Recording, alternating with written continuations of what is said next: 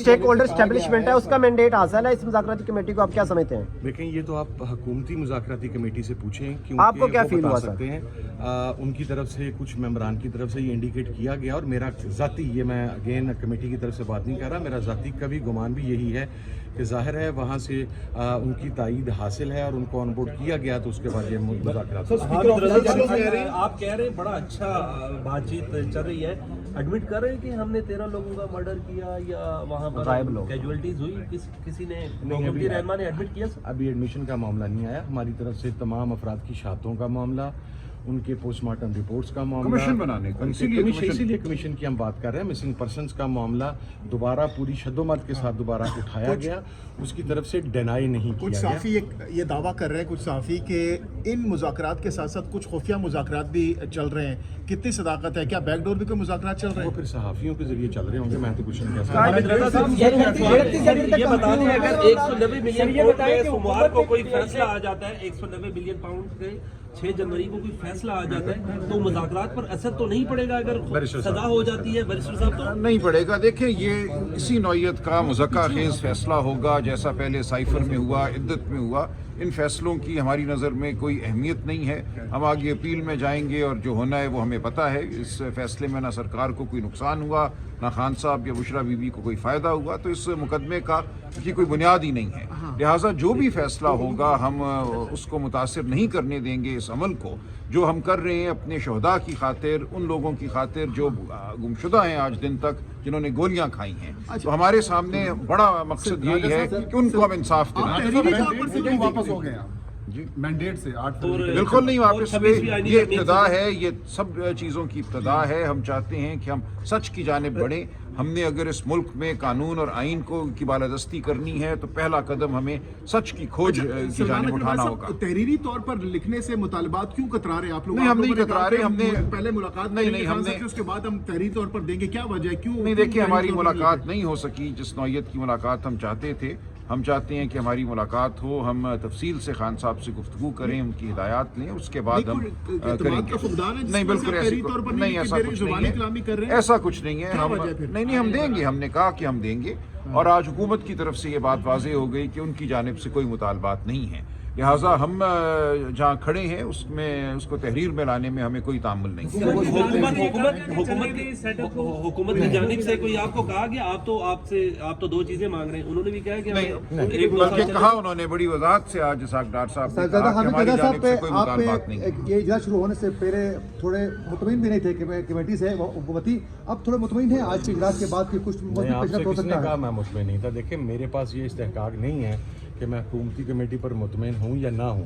یہ حکومت کی نامزد کردہ جو مذاکراتی کمیٹی ہے حکومت کی طرف سے، اس کا اطمینان حکومت کو ہونا یا نہ ہونا چاہیے، مجھے نہیں ہونا چاہیے۔ میں تو اپنے ساتھیوں کی بات کر سکتا ہوں۔ ہم نے جو آج گزشتہ میٹنگ کے اندر بات کی تھی، اس کے بعد آج تفصیلی بات ہوئی، چونکہ ہمارے تینوں سینئر ممبرز جو تھے، جو لیڈر تھے اس مذاکراتی کمیٹی کے، عمر ایوب صاحب، وہ گزشتہ میٹنگ میں موجود نہیں تھے۔ پاکستان تحریک انصاف کے سیکرٹری جنرل سلمان اکرم راجہ صاحب موجود نہیں تھے۔ CM-KP کے علی امین گنڈا پور صاحب موجود نہیں تھے، اور بہت ساری چیزیں انہوں نے بھی ریکارڈ کے اوپر لے کے آنی تھی، تو وہ تمام چیزیں ریکارڈ کے اوپر حکومتی کمیٹی تعاون کر رہی ہے، آج سے مثبت پیش رفت نظر آ گیا آپ کو؟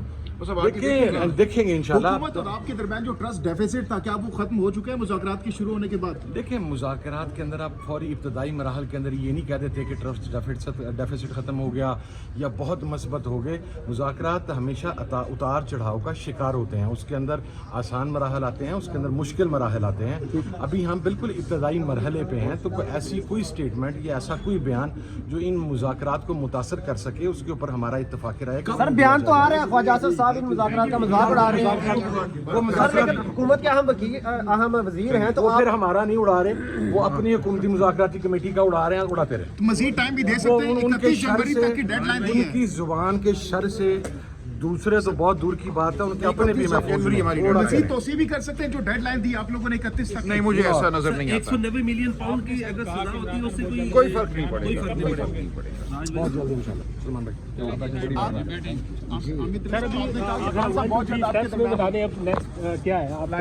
بھائی خان صاحب کے ساتھ ملاقات ہے، اور ملاقات سے نیکسٹ ڈے انشاءاللہ موسٹ پروبیبلی ان ڈے اور 2 ہماری یہاں پر ہم آ جائیں گے۔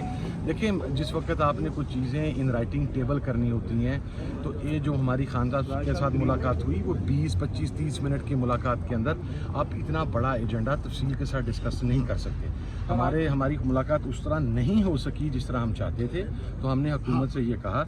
उसके अंदर देखिए बहुत सारे मामलात हैं, उसके अंदर मिसिंग पर्सनस के नाम देने हैं, उसके अंदर शुहदा के नाम देने हैं, उसके अंदर जो हमारे इंजर्ड हैं स्पेशली 26 के जो बुलेट इंजरीज़ हैं उनके नाम देने हैं, बहुत सारी कवायद, बहुत सारी तफसीलात देनी है।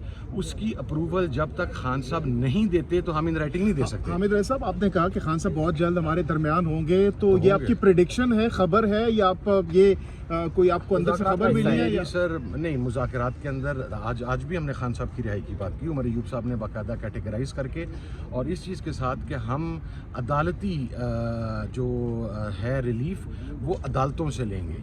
हम कोई ऐसी डील नहीं करना चाहते कि हम आपसे कहें कि हमको अंडरटेकिंग देते हैं और आप अदालत का दरवाज़ा खोल दें और कारकुन और इमरान खान रिहा हो जाए।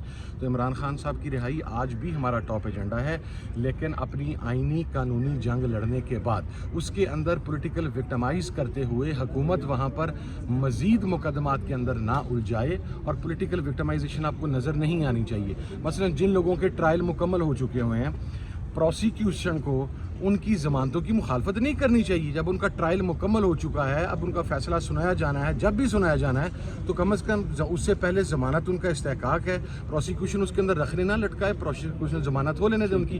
तो ये वो चीज़ें हैं जो खान साहब से तासुर ये है कि खान मुलाकात साहब की गारंटी कोई नहीं दे सकता, बड़ा मुश्किल है खान साहब के यहाँ पे गारंटी देना। तो कौन गारंटी दे रहा है आपकी तरफ से?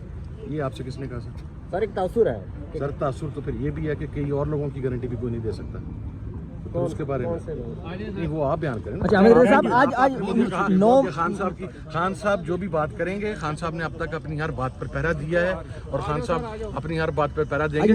गारंटर की कोई इसमें मसला 9 मई नहीं के 19 लोगों को माफी दी है, क्या समझते हैं बर्फ पिघलने का आगाज हो चुका सर, हम मिलिट्री ट्रायल को, सिविलियंस के मिलिट्री ट्रायल को एक्सेप्ट ही नहीं करते। हमारे नज़दीक वो कानूनी अमल ही नहीं था।